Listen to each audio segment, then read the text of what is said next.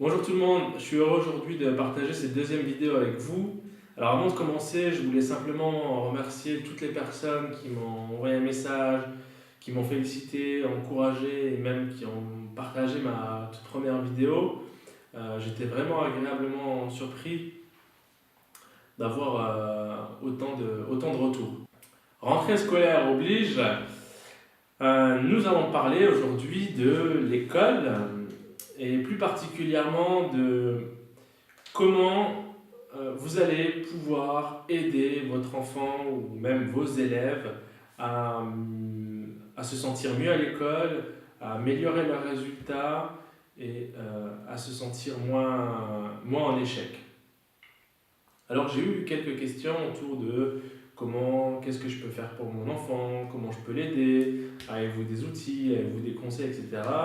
Donc l'idée de cette vidéo aujourd'hui, c'est encore une fois, j'ai pas le temps de traiter le problème en profondeur. L'idée, c'est de vous donner 4 ou 5 moyens, méthodes pour aider votre enfant à mieux réussir à l'école. Avant de commencer, j'aimerais vous dire que il est normal que votre enfant va se retrouver en difficulté à l'école. Pourquoi? Parce qu'il n'existe pas d'apprentissage sans difficulté. Il n'existe pas d'apprentissage sans contrainte. Je vous donne l'exemple le plus couramment utilisé, c'est quand vous avez appris à faire vos lacets. Au départ, on n'a pas envie, c'est dur, on ne comprend rien, il faut mettre la boucle dans l'autre boucle, il faut tourner, il faut croiser, il faut tirer, et ça ne marche pas. C'est exactement la même chose pour tous les apprentissages. Au début, ça ne marche pas. Petit à petit, en s'entraînant, en s'encourageant, en se motivant, en ne baissant pas les bras, on y arrive. À l'école, ça ne se passe pas comme quand on apprend à faire des lacets. Souvent, on baisse les bras, on ne comprend pas, on n'y arrive pas. Alors, il y a plusieurs raisons à ça. Euh,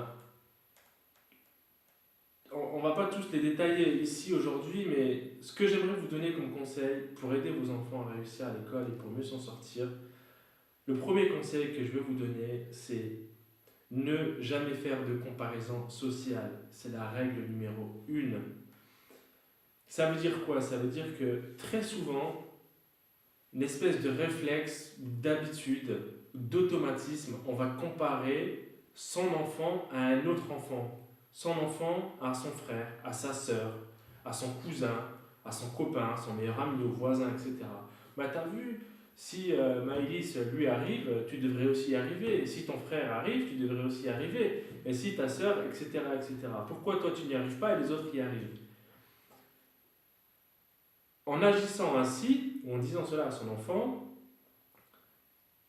l'enfant va lui-même se comparer aux autres en se disant, consciemment ou même inconsciemment, qu'il n'est pas comme les autres, il n'est pas normal. Ça, c'est la première étape vers l'échec scolaire. Le fait de faire ressentir à votre enfant qu'il n'est pas comme les autres va générer chez lui une source d'angoisse importante. Le problème qu'il y a quand vous êtes face à un apprentissage, à une difficulté, il faudrait plutôt que vous soyez dans un environnement bienveillant, avec des émotions positives. Et là, première étape, qu'est-ce qui se passe? Mon enfant est angoissé. La deuxième chose que je vous propose, c'est d'utiliser un moyen assez puissant qui s'appelle l'effet Pygmalion, qui a été découvert il y a quelques années par des psychologues aux États-Unis. Finalement, on s'est rendu compte que le simple fait de dire à un enfant qu'il est intelligent, qu'il va réussir, de croire en sa réussite, va lui-même lui faire croire qu'il est capable de réussir et qu'il va finalement intégrer le fait qu'il est intelligent. En d'autres termes, plus vous allez dire à votre enfant qu'il est intelligent, qu'il est capable, qu'il va réussir, et plus il va se sentir intelligent, il va se sentir capable de réussir, etc., etc. L'inverse est vrai et encore plus, j'allais dire, important. Euh, Pourquoi? Pour une chose négative dite à une personne, il en faut entre 4 et 7 pour rééquilibrer la balance. Autrement dit, si vous dites à votre enfant qu'il est nul, il va falloir 7 fois lui dire qu'il est intelligent pour rééquilibrer la balance. Chaque mot négatif pèse entre 4 et 7 fois plus lourd qu'un mot positif à votre enfant. D'où l'intérêt de l'effet Pygmalion. D'où l'intérêt, c'est mon troisième point, c'est de jamais dire à un enfant qu'il n'est pas capable de réussir. Ne jamais lui dire qu'il n'y arrivera pas. Même si vous ne pensez qu'il n'y arrivera pas, vous n'êtes pas dans sa tête, vous ne savez pas de quoi il est capable. Le principe même de l'apprentissage, c'est qu'on a un potentiel. Et ce potentiel-là, on ne l'exploite pas. Il n'est pas toujours exploité au maximum. Vous l'avez certainement déjà même vécu. Parfois, une année, vous n'étiez pas bon en mathématiques, ou en histoire, ou en maths, ou en géo, ou en quoi que ce soit, et puis tout d'un coup, vous tombez sur un autre prof qui va vous faire aimer les mathématiques, qui va vous faire découvrir l'histoire géo d'une autre manière, et là, il va vous permettre d'exploiter votre potentiel au maximum, et bizarrement, vous augmentez votre moyenne de 3, 4, 5, 6 points, ou même vous doublez votre moyenne dans cette matière. C'est exactement la même chose qui se passe pour votre enfant. Quand j'étais à l'éducation nationale, psychologue à l'éducation nationale, je voyais souvent des parents qui disaient à leur enfant, et je trouvais ça d'une extrême violence, qui disaient à leur enfant, avec tes notes, tu n'iras pas loin. Avec tes notes, tu ne pourras pas faire ce que tu as envie. Non, ne jamais dire ça à un enfant. Lui dire que effectivement, il serait bien qu'il se mette au travail s'il veut aller plus loin. Ça me renvoie à mon quatrième point. Très souvent, quand un enfant est en difficulté, les parents sont aussi en difficulté. Pourquoi? Parce qu'il est compliqué de voir son enfant en difficulté sur le plan scolaire, avec tout ce que représente la réussite scolaire derrière.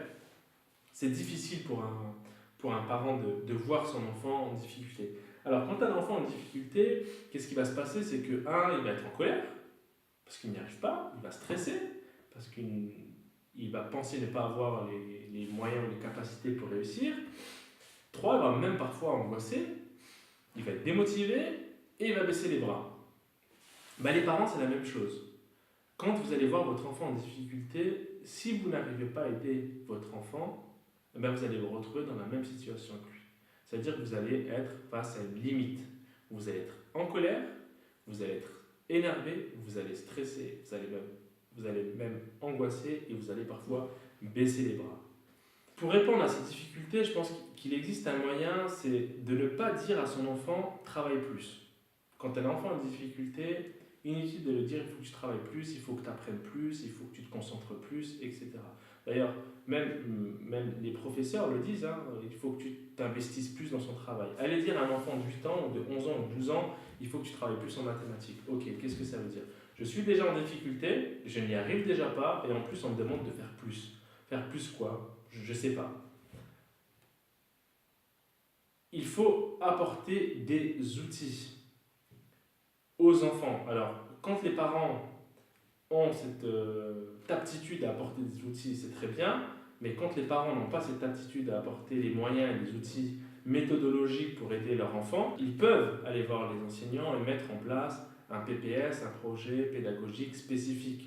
C'est un projet qui va permettre d'aménager les apprentissages à l'école. Rapprochez-vous des enseignants.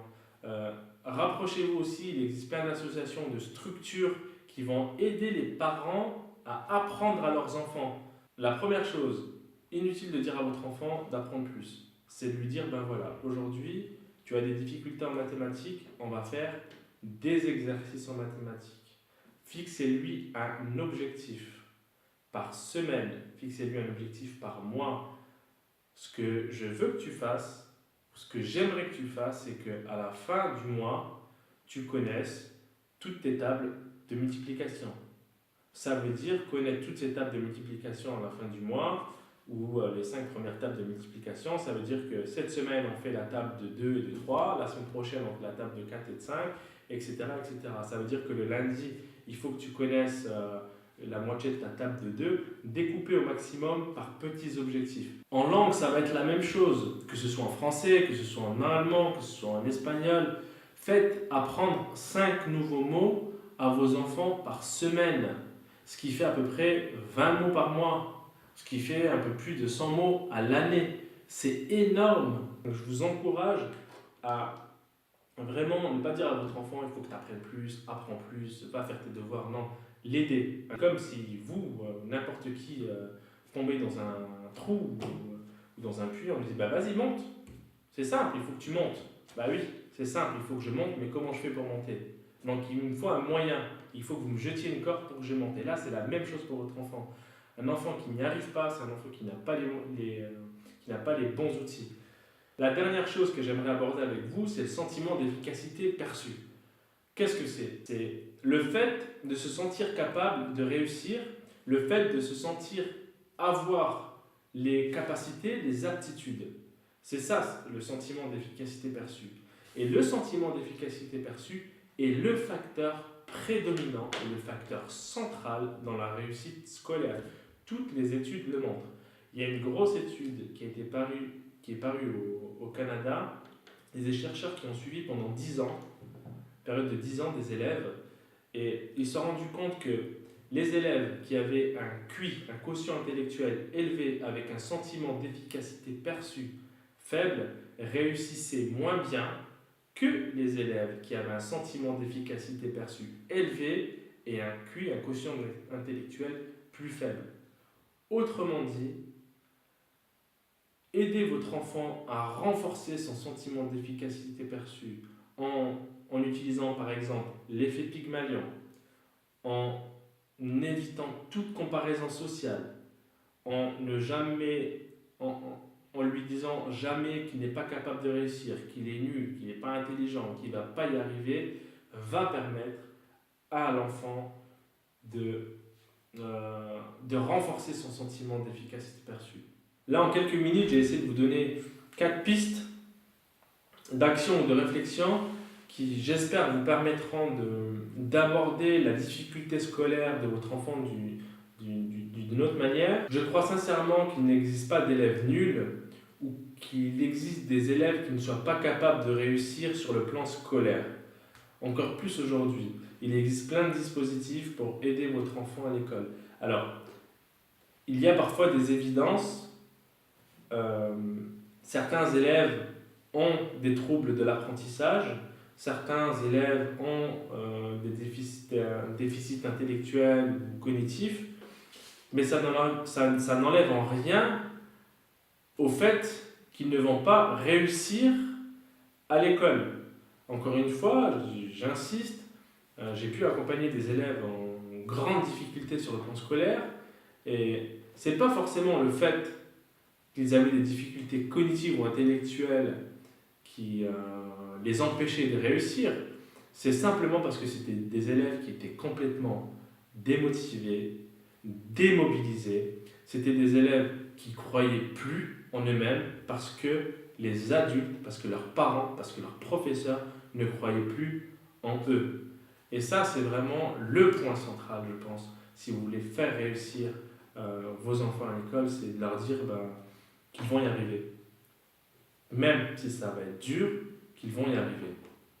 Alors, pour résumer, ne jamais comparer votre enfant à un autre. La comparaison sociale est à bannir. Ne jamais dire à son enfant qu'il n'y arrivera pas, qu'il n'est pas capable ou qu'il est nul. Troisièmement, dites à votre enfant qu'il est capable de réussir. Dites à votre enfant qu'il va y arriver. Dites à votre enfant qu'il est intelligent. C'est ce qu'on appelle l'effet Pygmalion. Et ces choses-là vont permettre de renforcer le sentiment d'efficacité perçu que va avoir votre enfant, qui est le facteur central aujourd'hui dans la réussite scolaire. J'espère vous avoir donné quelques pistes de réflexion, d'action. N'hésitez pas, si vous avez des questions, à me solliciter par mail ou sur ma page Facebook. Je me ferai un grand plaisir de répondre sur cette problématique qui est l'apprentissage scolaire et la réussite scolaire. Je vous souhaite beaucoup de courage pour cette nouvelle année scolaire, aux parents, aux enseignants et même aux enfants, et beaucoup de réussite. À bientôt.